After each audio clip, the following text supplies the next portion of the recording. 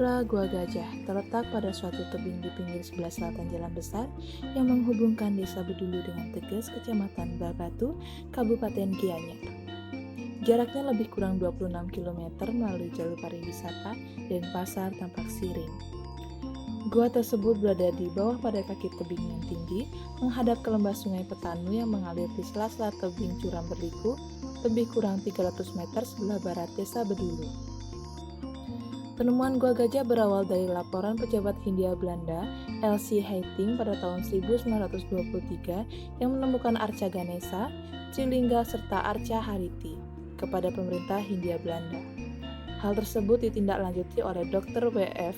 Sutterheim untuk mengadakan penelitian lanjutan pada tahun 1925.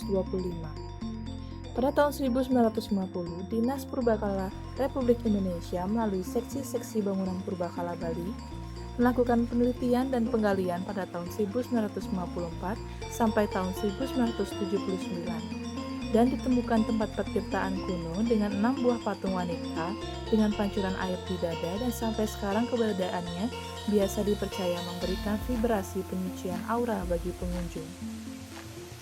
Pada zaman dahulu, Pura Gua Gajah merupakan sebuah tempat yang digunakan oleh para pendeta atau oleh para yogin bersemedi. Hal ini bisa dilihat dari jenis peninggalannya serta letak Pura Gua Gajah tersebut. Mengenai nama-nama Pura Gua Gajah yang dapat dianalisis yaitu 1. Gua Gajah.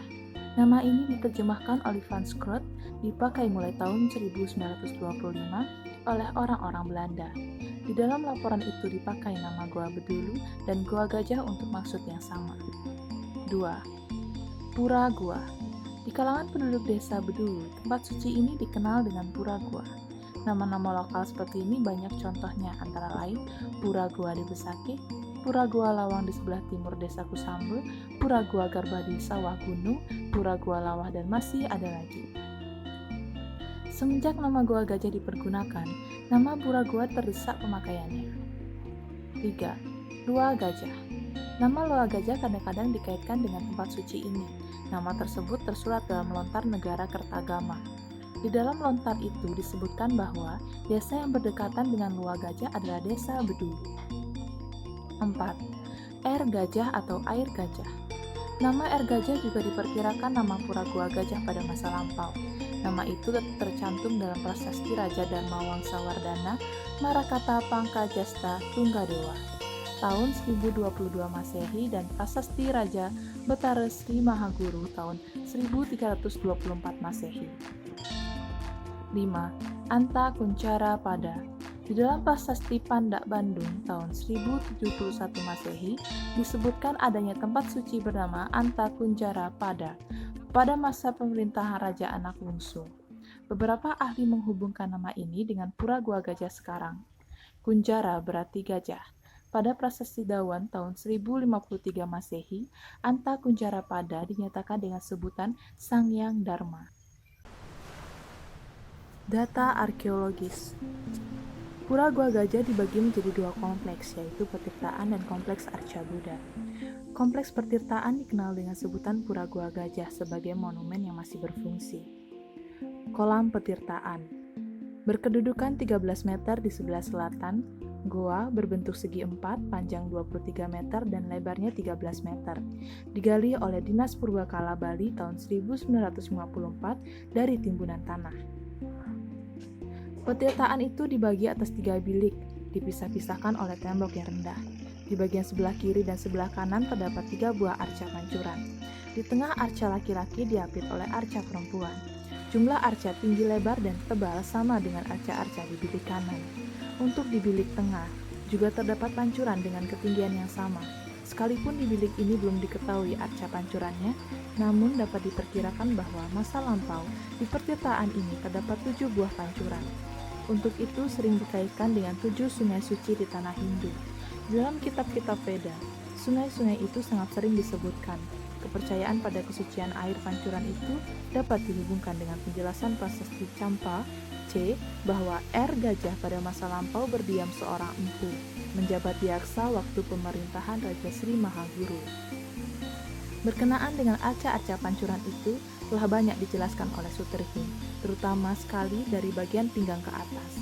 Para ahli mempertimbangkan petirtaan ini dengan petirtaan di Candi Belahan. Tidak jauh pula perbedaannya dengan Jalatunda. Gaya arca-arca ini tergolong arca abad 11. Goa. Bentuk ukuran goa ini dicatat tahun 1925 dan telah diuraikan secara terperinci di dalam laporan kepunaan Belanda. Dijelaskan bahwa goa ini berbentuk huruf T. Pada ceruk di ujung timur goa terdapat sebuah trilingga dari batu andesit. Tinggi berada di atas lapik, masing-masing dikelilingi 8 buah lingga kecil-kecil. Lingga ini mempunyai hiasan upawita. Pada ceruk di ujung barat terdapat sebuah arca Ganesha dari andesit, memegang sebuah kendi dalam keadaan duduk. Arca Dwarapala. Di depan pintu gua terdapat 2 buah arca Dwarapala. Sebuah masih utuh dan sebuah lagi sudah pecah. Fragmen kepala dari arca ini disimpan di dalam goa dalam salah satu ceruk. Arca pancuran Ganesha dan arca stupa atau catra. Berjajaran dengan arca Dwarapala tersebut, di atas terdapat sebuah pancuran. Ganesha bersifat duduk dan bagian bawahnya memakai purus, atau dalam bahasa Bali, bagian bawah tiang yang memasukkan ke dalam sendi. Fragmen-fragmen stupa yang ada di tempat ini belum diketahui asal-usulnya. Arca Ganesha ini sangat khusus. Prasasti. Menurut pengamatan Suterhim pada dinding goa sebelah timur dekat dengan pintu masuk goa, surat inskripsi yang berbunyi Kamon dan Sahi Angsa, Goris menggolongkan inskripsi itu dalam grup 4A, yakni prasasti-prasasti dari zaman pemerintahan Raja Anak Wungsu tahun 1045 sampai 1069 Masehi. Hiasan relief. Bagian yang ditonjolkan pada gua diberi hiasan relief. Bidang muka di atas pintu gua diukir hiasan kepala. Tangannya menguak keluar, matanya mendelik dan melirik ke arah barat atau ke kanan. Di sampingnya terdapat hiasan daun, hiasan muka-muka binatang hutan, dan lain-lain. Bidang-bidang sampingnya berisi hiasan yang semacam hutan. Bagian yang menonjol ini sepintas selalu seperti kura-kura, mendukung gunung. Jika demikian, konsepsi Samudra Matana melandasi pembangunan goa dengan ceruk pertapaan ini dan sangat erat hubungannya dengan petirtaan yang dibangun di depannya. Pelinggih Membrayut. Pelinggih Membrayut tidak terlalu kuno, tetapi di dalamnya tersimpan 3 buah arca kuna. Dalam Brayut adalah nama julukan untuk orang banyak anak serta miskin. Tetapi secara filosofi, arca seperti itu menggambarkan orang mencintai dan menyayangi anak-anak. Di dalam hubungan dengan ajaran Buddhis, arca dinami Hariti, adapun arca-arca itu ialah Ratu Brayut atau Hariti, arca Ganesha, dan arca orang sikap duduk. Kompleks arca Buddha. Di dalam pembicaraan mengenai kompleks petirtaan, kita melihat adanya pengaruh Buddhis. Di kompleks arca Buddha yang letaknya 100 meter di sebelah selatan petirtaan, pengaruh Buddhis tersebut lebih banyak kita jumpai. Pada lereng yang berlawanan dengan Gua Gajah masih terdapat sisa-sisa dasar candi berukuran relief. 1. Arca Buddha. Beberapa meter di sebelah selatan dasar candi yang masih menempel di tebing terdapat 2 buah arca Buddha di atas sebuah pelinggih terbuka seperti altar. Kedua arca itu dalam sikap dhyana mudra. Dari mana asal mula arca itu dan di mana tempat asalnya belum diketahui dengan pasti. Gaya arca itu dapat disamakan dengan arca Buddha di Jawa Tengah. 2. Fragmen candi tebing. Semua candi tebing yang kita sebutkan di muka memiliki pola arsitektur sejenis, seperti candi-candi di Jawa Timur. Fragmen candi di tempat ini berbeda dengan candi-candi itu. Yang masih dapat kita ketahui antara lain fragmen berbentuk catra ada 2 macam. Sebuah di antaranya bercabang 3. Masing-masing cabang ini memiliki beberapa peying, tetapi sebagian telah rusak. Di ujung fragmen ini ada relief Buddha. Tangkal catranya yang tunggal mempunyai 13 buah payung. Yang sangat menarik dan indah hiasannya sebuah fragmen badan stupa. Hiasan itu motif batik terletak di antara 2 buah pilar. Di bawah atap terdapat hiasan burung terbang.